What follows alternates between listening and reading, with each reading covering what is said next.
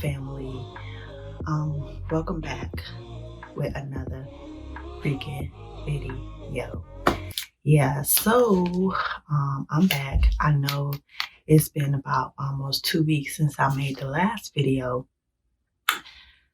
but I've been going through some stuff mentally inside of my own head, and it has really been a struggle with motivating me to do these videos and everything. I do enjoy doing them because it gives me a way of an outlet, not to be something I'm not, but to just free myself from my own emotional roller coaster that I'm going through right now. Taking the focus off of me and really just helping others, because I said in my first video, these videos were here to help people, and I might keep it. It does take me a while to edit the videos. I'm trying to learn. I'm trying to watch other people and everything. I just got a new editing software that I'm doing that I might be working on. I got to actually download it onto my computer and whatnot. But first, before I get into my video, I just want to say happy belated Merry Christmas and everything to those out there, and Happy New Year's, guys.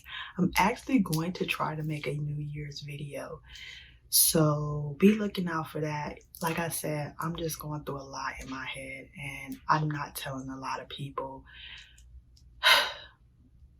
That's another video because I don't want to become emotional on this video, and I don't know who's going to be watching this video. So until I could, be confident enough to not care what anybody thinks, regardless of what I say, because I'm not here to hurt anybody. I'm not here to bring shame to anybody. I'm not here to hurt anybody. I'm really here to help people. And if telling my story and what I'm going through right now will help somebody else, then that's what I'm here to do. So sit back a little bit. But yeah, so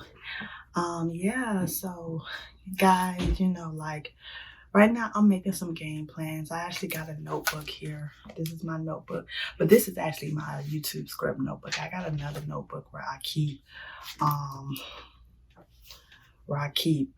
far as, and I'm sorry y'all, I'm so sorry,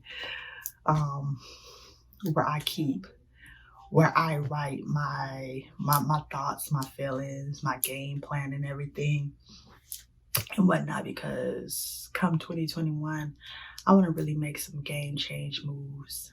Nothing ridiculous, nothing that's going to be overbearing to myself or anything. It's just I'm really trying to make some moves.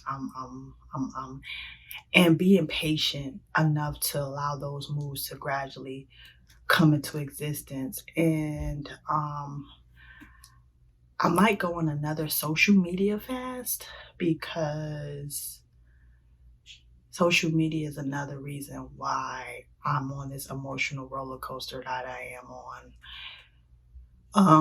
I don't have Instagram installed on my phone, but I do have Facebook. And what people write on there is like, sometimes I feel that people, far as social media, whether it be YouTube, whether it be Instagram, whether it be Twitter, they really don't, people determine what they want to, allow themselves, what world they want to allow themselves to enter into.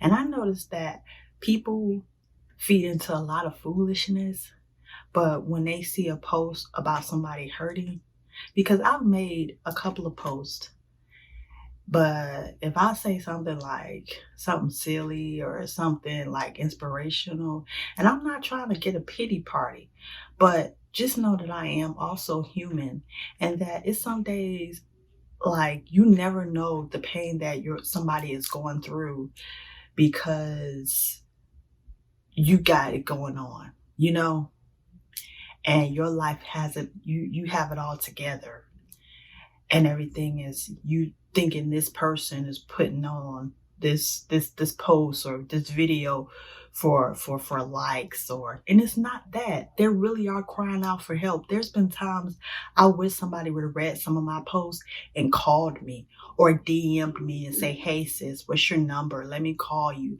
because that's what I do, you know. But little woe is me stories. Today we are going to talk about a topic that has been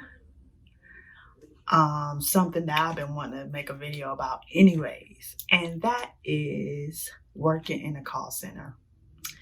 Working in a call center, guys. Okay, for those who work in a call center who love their job and it is fabulous, don't let me rain on your parade. If you think it is legit and it's the best job you ever had and everything, then don't let this video, this is my truth. This is my truth and my story. So this is not a story time. This is vlogging, but just vlogging sitting down. You know, I'm not walking around with a camera. I don't have a great camera yet. So back to the call center. I have worked in call centers for over 7 years. And if I could tell you anything about my experience, when I first got there, my first call center job was at Comcast. I was working at a bowling alley before, and I always wanted the office job. I wanted to have my little office set up with my little cubicle, because growing up I saw my sister. I would go to work with my sister and I'll have to see her cubicle all dressed up and pictures and flowers, and she'd have her little stacks of paper. I thought that was the coolest thing. That was like the it job, not knowing how much hell she was going through and suffering and headaches and everything that she was experiencing at that job. I just saw the outer appearance. She made it look so cool. So I was like, I want a job like that. I want a job like that. Well, working at Comcast, and because I am talking about this company, I am not going to downgrade this company too much, because I don't want my video being taken down for blasting the company out. You know, I'm just telling my experience. It wasn't all that. It started off like they trained me and everything, but they really wasn't training you for what you was actually doing. Like they were, but they were sneaky about it. They wasn't gonna tell you that you was doing cold calls and that you're gonna get cussed out and everything. So you're in the training room sounding all professional until you go into nesting. And nesting is basically you're doing the job, but you're actually taking calls and everything. However, you know, it's not counting against you. Like they just want to see how you are, what you learned. Can you take what you learned in the classroom onto the sales floor? So I'm calling and everything. And I'm like, okay, well, you know, let me keep on, because I'm a very determined person. Like I don't like to give up easy. I like to give things a chance, and this was kind of like a job. So I was like, okay, well, you know, so finally we come from nesting and we go onto the actual sales floor, and you see all these people and everything, and they're calling and everything. So we get into our group and everything. We meet the person, and the crazy thing is the person that interviewed me was the team that I was going on. I was like, out of all the teams, because he wasn't the nicest guy. You know, I'm not gonna say his name because I don't know who watches these videos, but he wasn't the most pleasant guy. Not to me, because he was yawning and acting like he was bored out of his mind when he was doing my interview. And I was literally trying to be upbeat. I was trying to be professional and everything. And he was rolling his eyes. So I'm like, oh my gosh, this guy? Y'all gonna give me this guy? I mean, now on the sales floor, he was like totally different. He was like, hi, how are you doing? Like, oh, you don't remember my face? I know you interview a lot of people, but you don't remember me, you know? Like, you know, but I let that to the side and everything. But dealing with those calls, like people constantly would hang up in your face. People would, and then on the top of it, like you had a script. And first, before they had altered the script later on, as I was working this job, I've only worked this job for like almost a year. I think I worked that job for 8 whole months. And I was like, I can't do this no more. I cannot. It was like, I think I left that job in like October or something. And I was trying to, because I was on the verge of like possibly being fired because I couldn't hit my numbers. And FYI, I am not a salesperson. And I think you have to be passionate to really truly sell something, to believe in it. Because what they had us selling was internet service, and the internet service sucked. And then you're getting bogged down with these calls, and they wanted you to make like at least 1,000 calls. I mean, they wanted you to stay on the phone from the time you sat your butt in that seat and clocked in, from the time you left.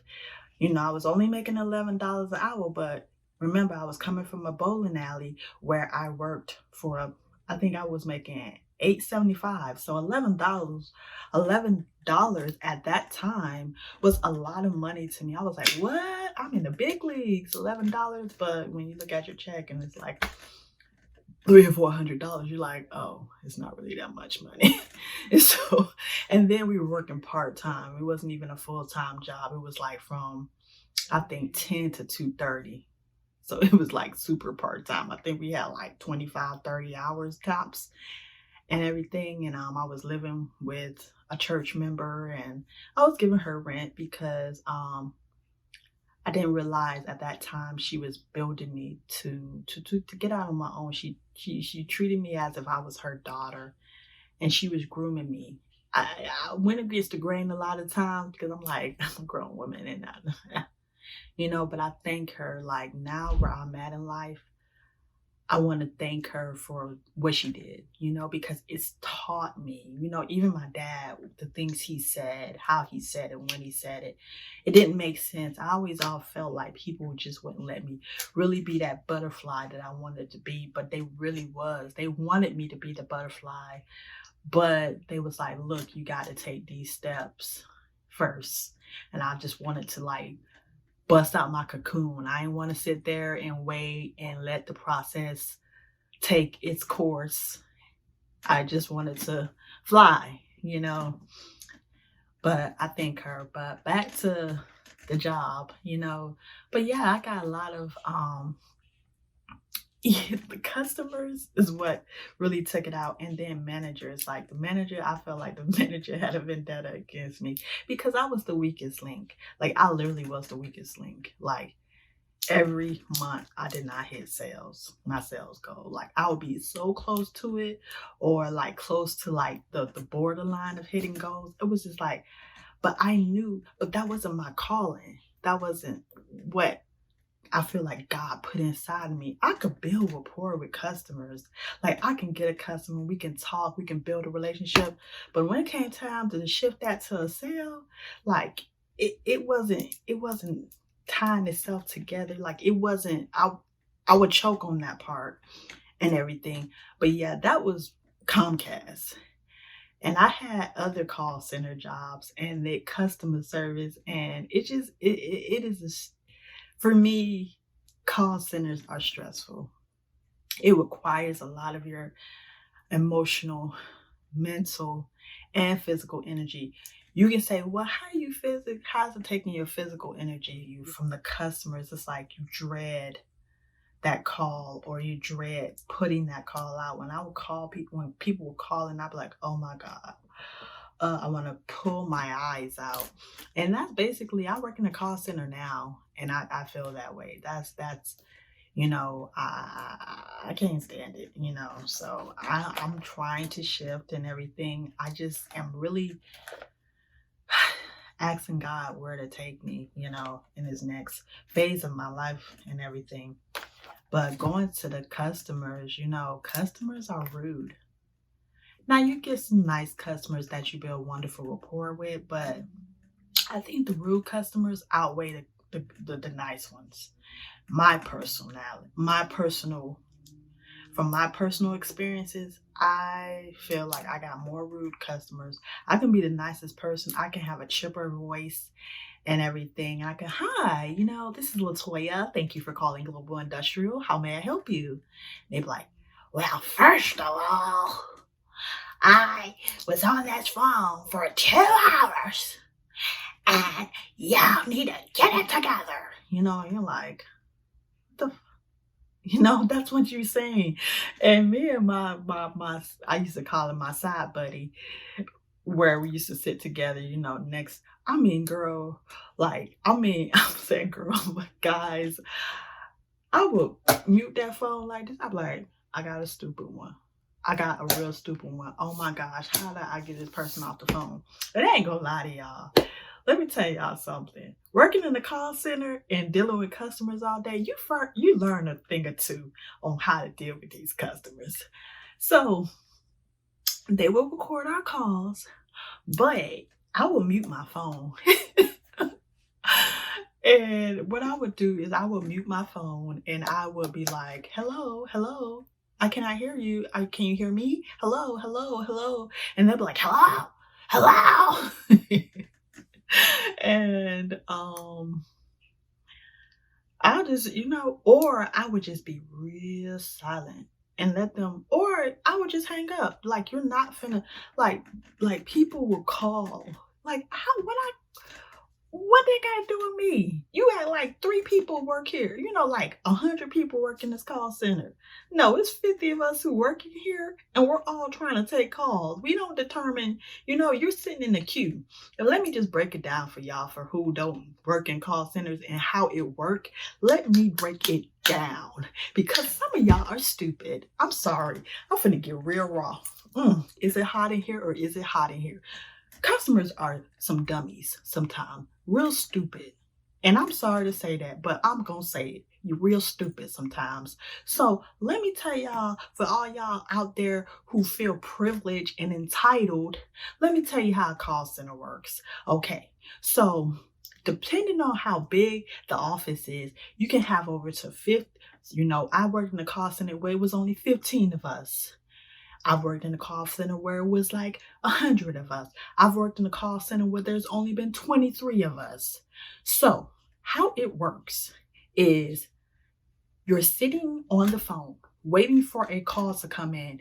And there's 2 types of calls, inbound and outbound. Either you're an inbound person where you're waiting for calls to come in. We don't touch nothing. I'm trying not to cuss. We don't touch anything. We don't call anybody.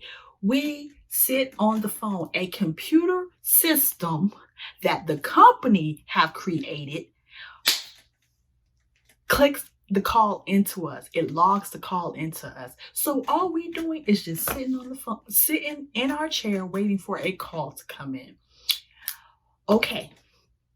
So when you call a company, whether it be AT&T, whether it be Sprint, whether it be your light company, whether it be whomever, if it's not a small office where an actual person picks up the line and say hello, a lot of jobs outsource and they work in call centers because they can pay the people less with more workers. So what happens is when you call and the automated system says there's going to be a call time, that is what it is called, a call queue. You are sitting in a call queue waiting for an agent, for the system to connect your call to an agent. Get it? The system, the computer system connects your call to an agent. An agent doesn't pick up the phone and say hello. The agent is sitting with headphones on their ear waiting for the system to connect a call to their headset. Because y'all folks out there in customer service, consumer world act like we have control over that. We do not. We can't tell that to anybody. That is why they record our calls. So they log what the conversation is. And if there's anything far as any system, or they will make you take a survey.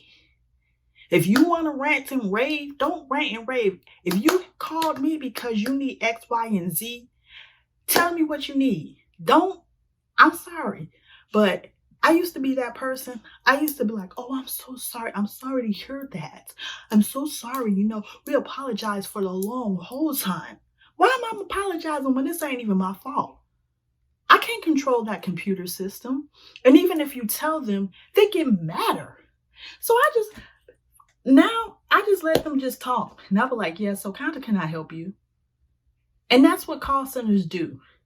Y'all want to know why majority of customer services reps are mean and nasty? It's because the customers make us mean and nasty.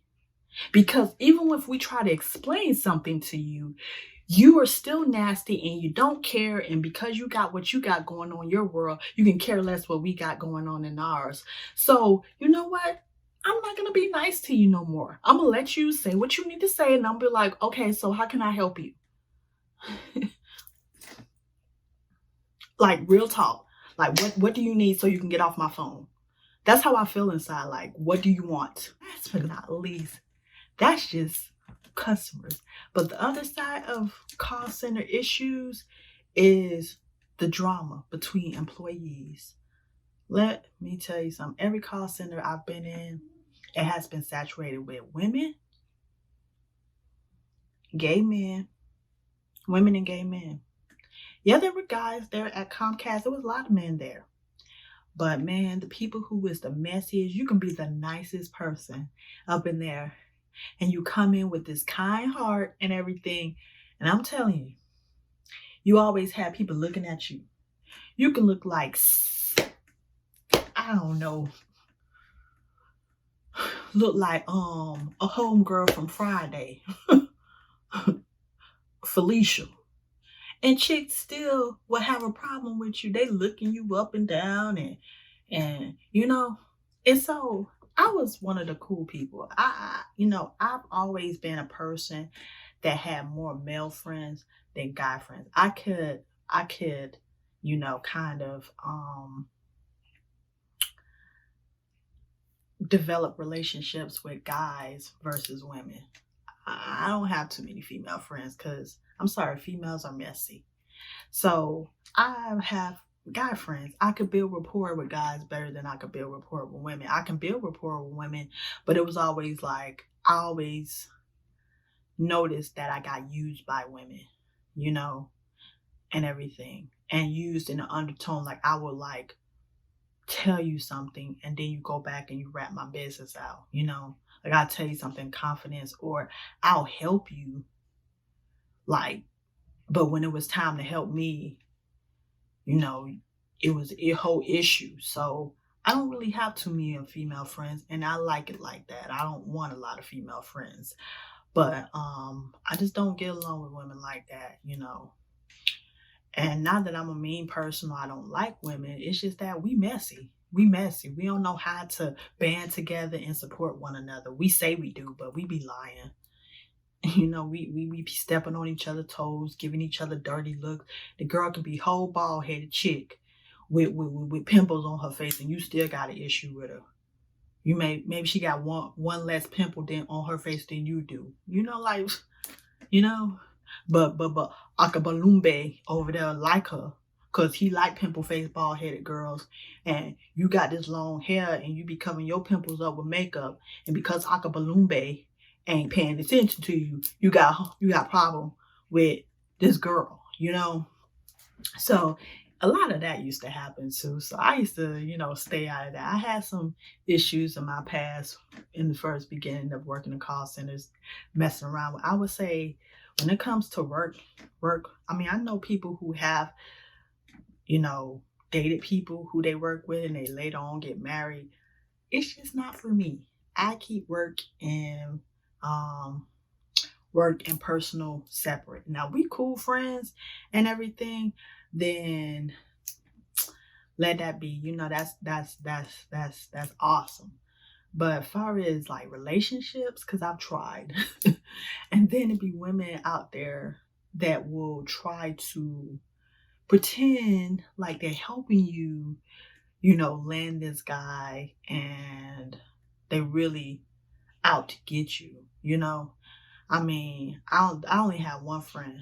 I mean, I talked to her. We don't talk a lot, but I only had one friend who actually tried to hook me up with a guy. It did work, but other reasons. But I will never blame her for what I did. All she did was like, my friend like you. She was like, my homegirl likes you. I think she's cute. She's a very cute girl. She's just really shy and everything. And I would never blame her for everything. So I can understand why she was like, Toya. But she tried again. She did try again with this other guy. It just didn't click. He wasn't really my type and everything. And he worked a lot. He works a lot and everything. And we ain't built a connection. We couldn't like bridge the gap where we built the connection. And I respected his work and everything, and I was just, and over the years, I don't know, because where I'm at with dating right now, I'm in limbo stage. I'm in limbo. Like, I'm okay with being single. Um, I'm so determined to like change the pattern of where my life is right now. I know I've come a long way, but a lot of times I'm finding myself running into this certain same wall of despair. And I'm trying to figure out how to see that wall when it's coming towards me instead of running right into it because so many other things are distracting me. But yes, guys, that's basically what this video was about today. Just telling y'all a little bit. But yeah, so if y'all have some call center stories to share with me, you know what? Hit that subscribe button, comment on my stuff, and let me know what y'all think. For some people who know what it feels like to work in a call center. Guys, y'all stay safe, be happy, and I'll see y'all in the next video.